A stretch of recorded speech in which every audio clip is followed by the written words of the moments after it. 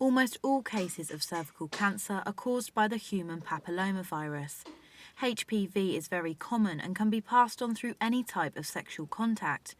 As Kaylee Skip explains, the most common symptom of cervical cancer is abnormal bleeding.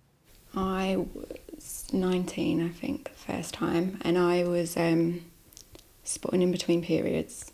It took me a while to go to doctors, but I did. I saw a nurse and she asked, could I have an STI? And I said no.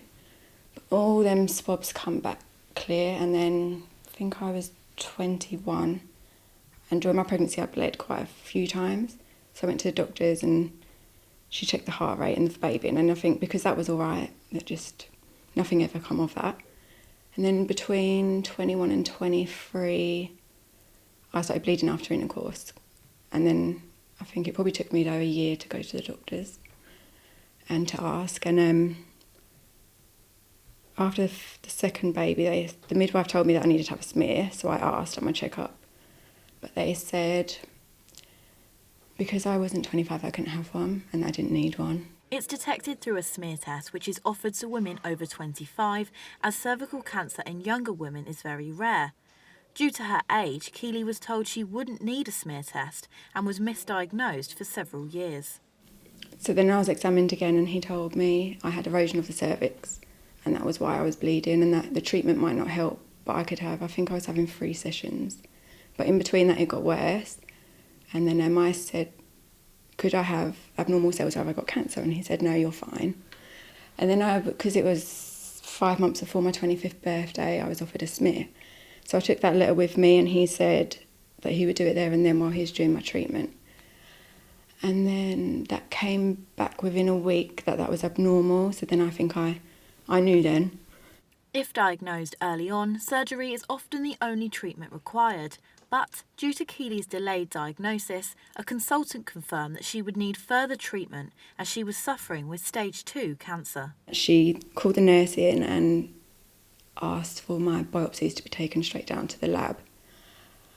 And then I think it was 4 days after that they phoned me to confirm that it was cancer.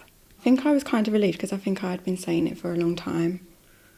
And everyone else was saying, no, you haven't, why would you?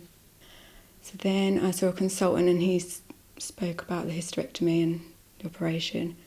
And then after that, they said it was bigger than they thought it was going to be, and that they couldn't get clear margins, and then I'd have to have radio and chemo after that.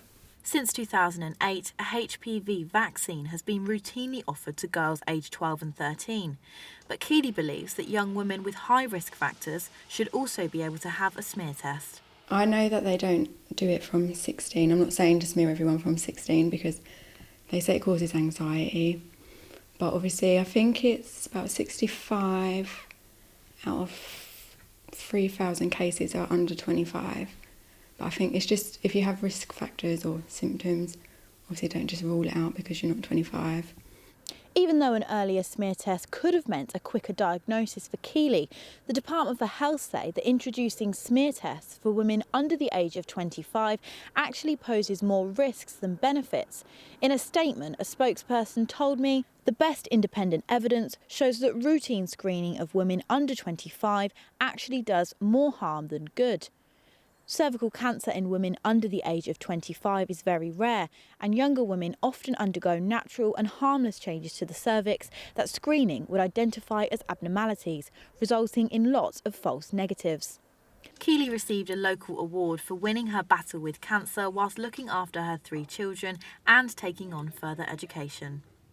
Anyone concerned about any symptoms should contact their GP as soon as possible. Charlotte Winfield, for That's Cambridge.